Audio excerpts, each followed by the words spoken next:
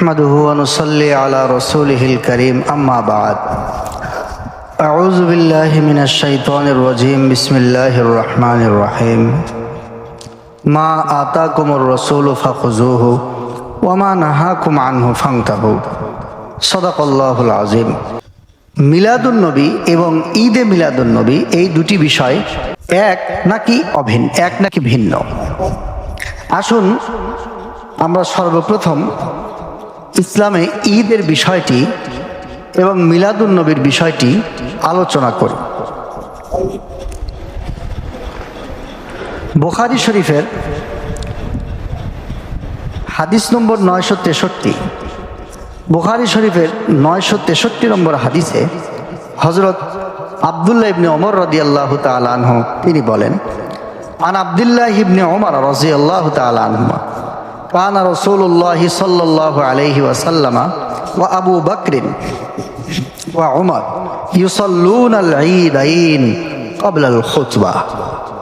অর্থাৎ হযরত আব্দুল্লাহ ইবনে ওমর রাদিয়াল্লাহু তাআলা আনহু বলেন, রাসূল সাল্লাল্লাহু আলাইহি ওয়াসাল্লাম এবং আবু বকর এবং ওমর ইউসাল্লুনাল ঈদাইন ক্বাবলাল খুতবা, দুই ঈদের নামাজ পড়তেন খুতবার পূর্বে।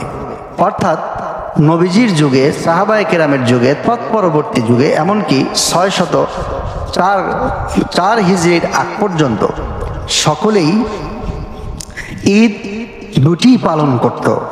নবীজির যুগেও ঈদ কেবলমাত্র দুটি ছিল, সাহাবায়ে কেরামের যুগেও ঈদ কেবলমাত্র দুটি ছিল। এছাড়া ইসলামের মধ্যে আর নতুন কোনো ঈদ নেই। এ সম্পর্কে আবু দাউদ শরীফের 1134 নম্বর হাদিস, যেটি হযরত আনাস ইবনে মালিক রাদিয়াল্লাহু তাআলা আনহু থেকে বর্ণনা, এই হাদিসটিও দেখা যেতে পারে। এখানেও কেবলমাত্র দুটি ঈদের কথাই রয়েছে, এর বেশি ঈদের কথা নেই। সুতরাং আমরা হাদিস থেকে সুস্পষ্টভাবে একথা বুঝতে পারলাম যে ইসলামে নবীর যুগে, সাহাবায়ে কেরামের যুগে ঈদ কেবলমাত্র আনুষ্ঠানিকভাবে দুটি ঈদই পালন করা হতো, এছাড়া আর নতুন কোনো ঈদ পালন করা হতো না। এবার আসুন মিলাদুন নবী কাকে বলা। মিলাদুন নবী বলা হয় রাসূল সাল্লাল্লাহু আলাইহি ওয়াসাল্লামের জন্মকে। অর্থাৎ মিলাদ শব্দের অর্থই হচ্ছে জন্ম বা জন্ম বৃত্তান্ত আলোচনা করা। তো মিলাদ যেহেতু এসেছে, মিলাদ মানে যেহেতু রাসূল সাল্লাল্লাহু আলাইহি ওয়াসাল্লামের জন্ম, তো মিলাদুন নবী মানে হচ্ছে নবীজির জন্ম। প্রিয় মুসলমান ভাইয়েরা, আমাদের দেশে মানুষ মিলাদুন নবী এবং ঈদে মিলাদুন নবী এই দুটিকে পার্থক্য না করার কারণে, বা পার্থক্য করতে অনেকেই পার্থক্য না করতে পারার কারণে দুটি বিষয়কে তারা গুলিয়ে ফেলেন। যারা ঈদে মিলাদুন নবীকে মানে না, বা ঈদে মিলাদুন নবীকে যারা শরীয়ত সম্মত নয় বলে যারা বলেন, তাদেরকে যারা ঈদে মিলাদুন নবী পালন করে তারা বলে এরা মিলাদুন নবীকে মানে না। এটা আসলে একটা তাদের উপরে মিথ্যা কথা। তার কারণ হচ্ছে মিলাদ মানে হচ্ছে জন্ম, মিলাদুন নবী মানে হচ্ছে নবীজির জন্ম। মাহফিলে মিলাদুন নবী মানে নবী করিম সাল্লাল্লাহু আলাইহি সাল্লামের জন্ম বৃত্তান্ত আলোচনা অনুষ্ঠান। তো যেহেতু মিলাদুন নবী মানে হচ্ছে রাসূল সাল্লাল্লাহু আলাইহি ওয়াসাল্লামের জন্ম, তো রাসূল সাল্লাল্লাহু আলাইহি ওয়াসাল্লামের জন্ম কেউ তো অস্বীকার করে না, বা রাসূল সাল্লাল্লাহু আলাইহি ওয়াসাল্লামের জন্ম মানে না এরকম তো কেউ নাই।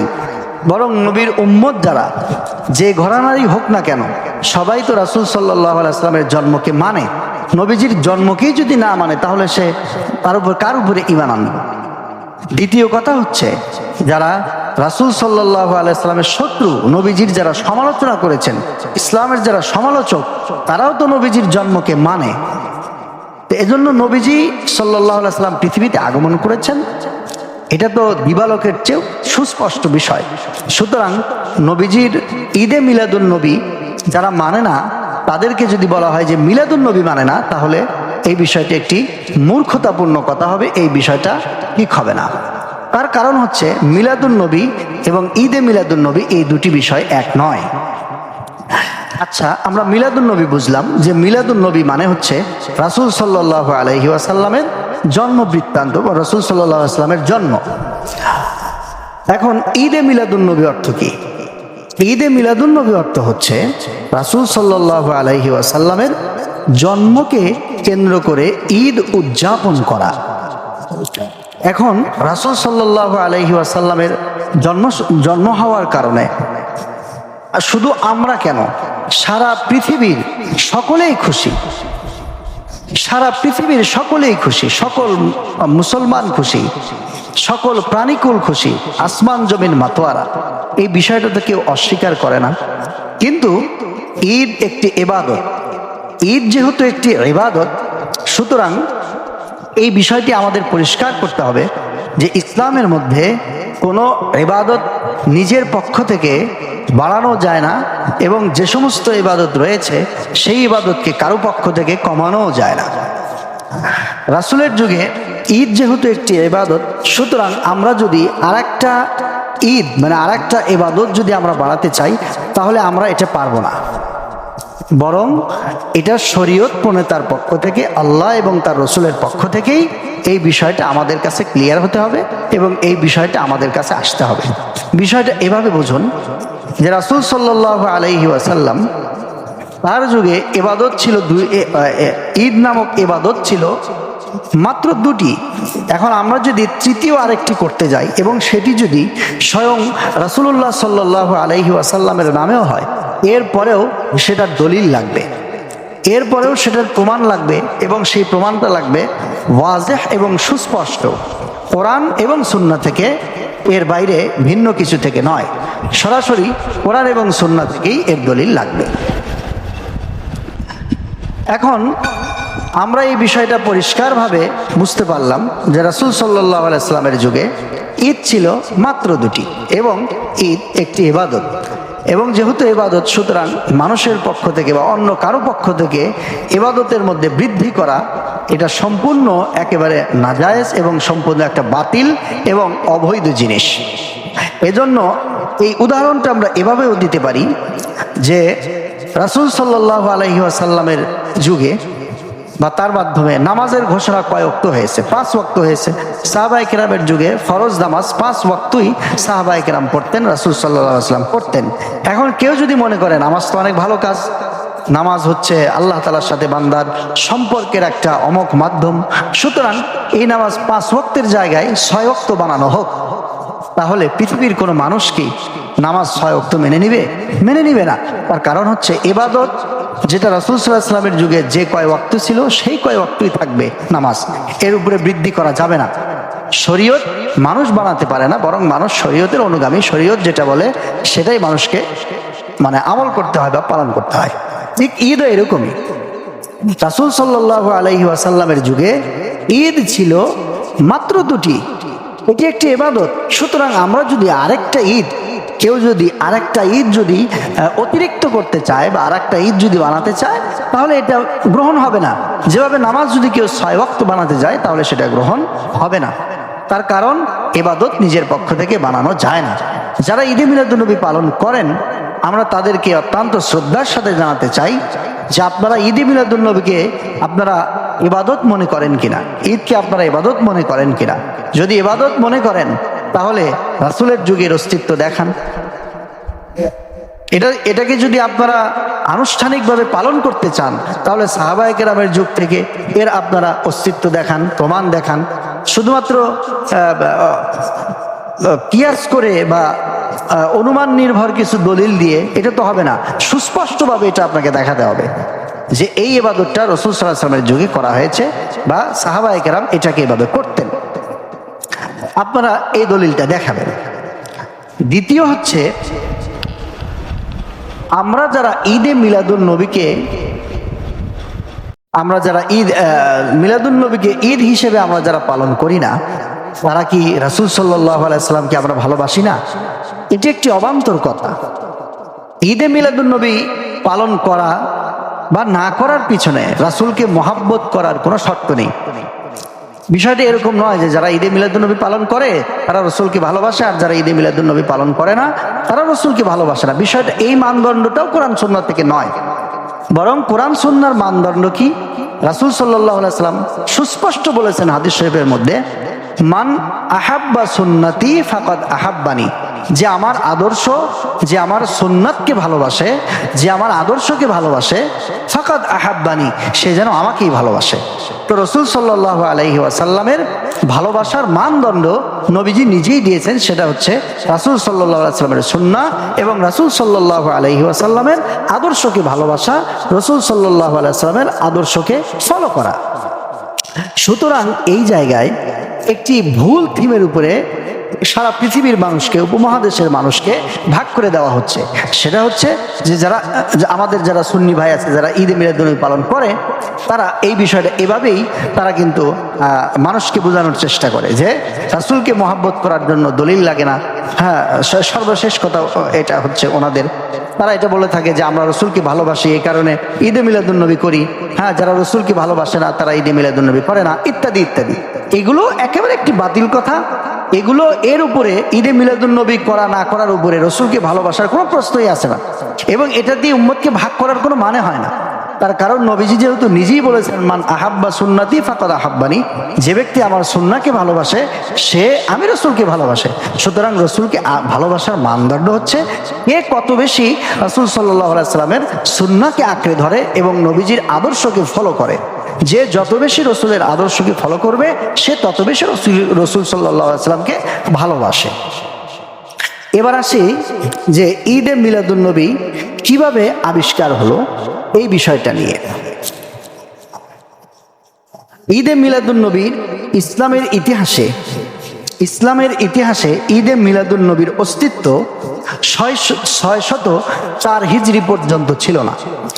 604 হিজরি পর্যন্ত ঈদে মিলাদুন্নবীর কোনো অস্তিত্বই ছিল না।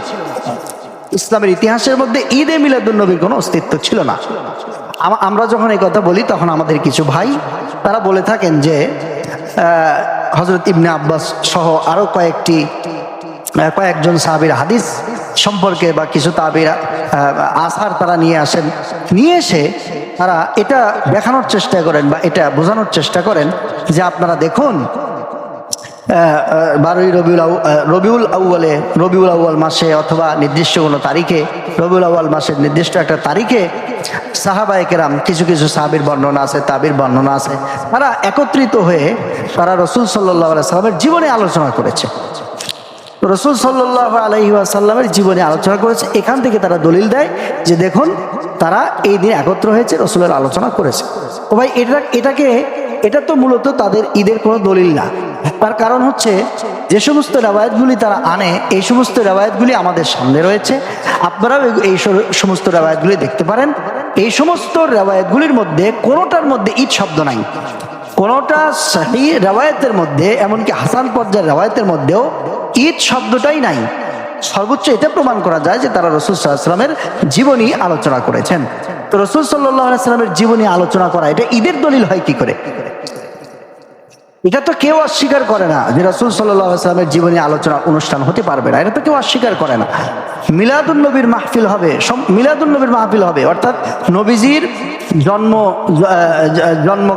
জন্মের মাসকে কেন্দ্র করে জন্ম বৃত্তান্ত আলোচনা করা হবে, এটাতে কোনো সমস্যা নেই।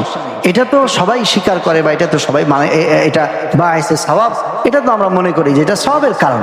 কিন্তু এটাকে ঈদ হিসেবে গ্রহণ করা এটা সম্পূর্ণ একটা বাতিল কথা।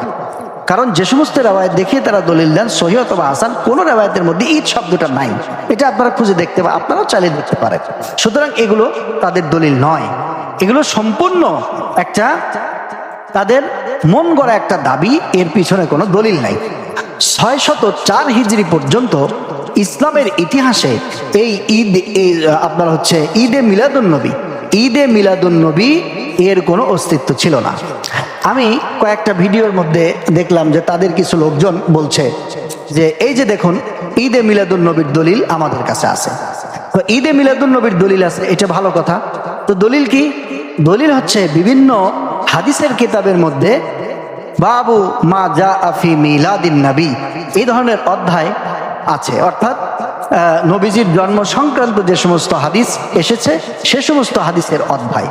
তো এই যে বাবু মা যা আফি মিলাদিন নবী, এই যে মুহাদ্দিসিনে কিরাম মিলাদুন নবীর অর্থাৎ নবীজির জন্ম সংক্রান্ত তথ্যের যে একটা অধ্যায় কায়েম করেছেন, এটাকেই তারা বলেছে দেখেন এটাই মিলাদুন নবীর দলিল।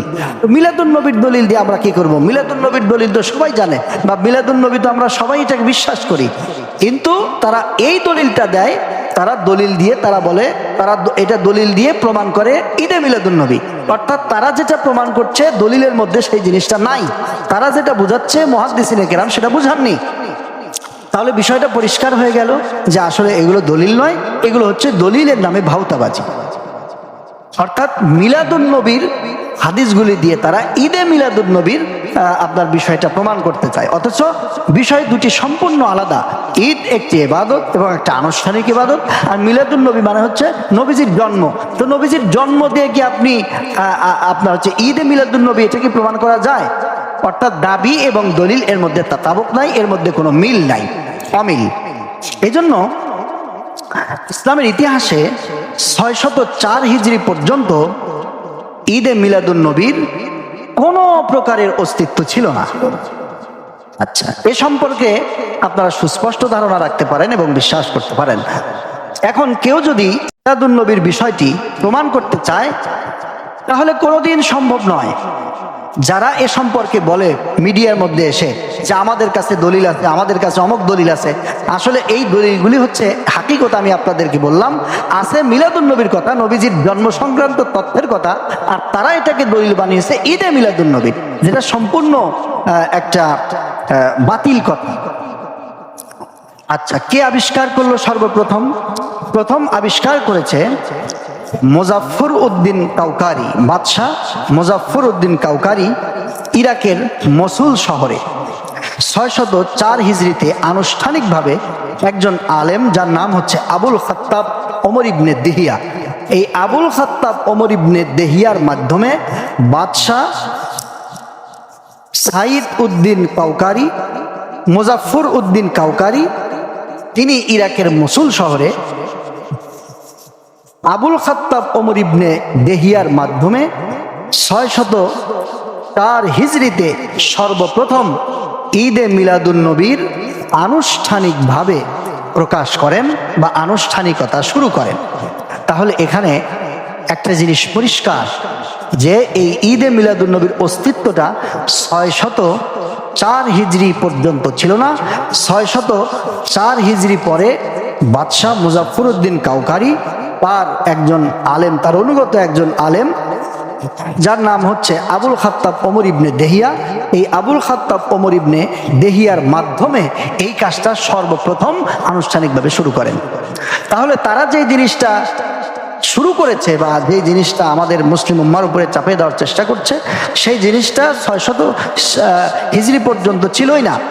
নবীজির ইন্তেকালের 600 বছর পরে এসে এটা শুরু হয়েছে।